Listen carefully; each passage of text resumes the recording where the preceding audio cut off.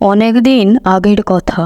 সুন্দরবন জঙ্গলে বাস করত এক চালাক শিয়াল ও এক দুষ্টু বাঘ। শিয়ালের দিন কেটে যেত মুরগি চুরি করে, আর বাঘের দিন কেটে যেত সেই মুরগিগুলোকে খেয়ে। একদিন শিয়াল মুরগি চুরি করতে গেল, আর মুরগির মালিক তাকে খুব মার মারল। মার খেয়ে এসে শিয়াল বাঘ মামার কাছে বলল, বাঘ মামা, আজকে আমি মুরগি চুরি করে আনতে পারিনি। তুই যখন আজকে মুরগি চুরি করে আনতে পারিসনি, আজ আমি তোকে মেরে খাবো। না না বাঘ মামা, তুমি আমাকে খেও না দয়া করে। আমি কালকেই তোমার জন্য দুটো মুরগি নিয়ে আসব। ঠিক আছে, যা, আজকে তোকে আমি ছেড়ে দিলাম, কিন্তু মনে রাখিস যে কাল কিন্তু দুটো মুরগি চাই। তারপর শিয়াল ভয়ে ভয়ে সেখান থেকে চলে গেল। এইভাবে কেটে গেল কিছুদিন। একদিন শিয়ালটি মনে মনে ভাবতে লাগলো, কিছু একটা করতে হবে। তারপর বাঘকে শায়েস্তা করার জন্য শিয়াল মনে মনে বিড়বিড় করে বলতে লাগলো, না, বাঘের ভয়ে আর থাকা যাবে না। বাঘের ভয়ে আর জঙ্গলে কেউই থাকতে পারবে না।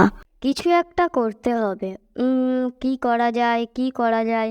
এই তো একটা বুদ্ধি পেয়েছি। বাঘকে শায়েস্তা করতে হবে।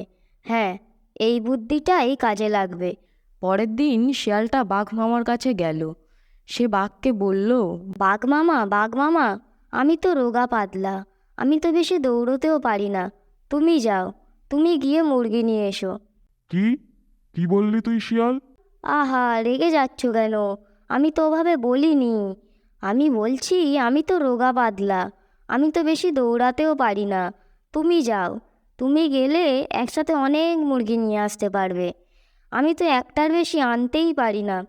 সেটা যা বলেছিস সে সত্যি কথা, সেটা তো সত্যই। আমি তো বাঘ, আমি তো বনের রাজা। আমি যা পারবো তুই কি তা পারবি? তুই কি আনতে পারবি? তাহলে তুই তো বনের রাজা হতিস।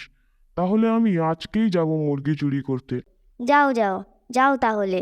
তারপর বাঘটা গেল মুরগি চুরি করতে। আর এইদিকে চালাক শিয়াল হুক্কা হুয়া। দিয়ে গ্রামের সব লোকজনদের জানিয়ে দিল। হুক্কা হুয়া শুনে সব গ্রামের লোক বাইরে বেরিয়ে এলো, আর সেখানেই বাঘকে দেখে খুব মার মারলো। ওরে বাবা রে, মরে গেলাম, ছেড়ে দে আমারে, ছেড়ে দে। মুরগি চুরি করতে এসেছি মুরগি? এই বাঘটাই তাহলে আমাদের এত মুরগি চুরি করেছে। মারো, ওকে আরো বেশি করে মারো।